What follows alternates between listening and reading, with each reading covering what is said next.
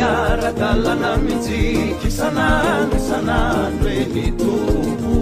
anatiny afaleana anatiny manahirana ahireo agnilasika tsy avelany mirery atsika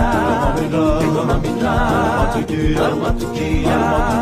ny fitiavany samba hoafaka mitsika ie fitiavany samba hoafaka mitsika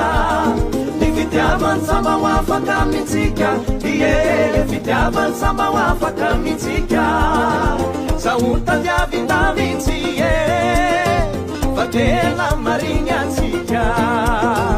saia fa e ho anivotsika e efenisanisignana misa tokanany raha itsika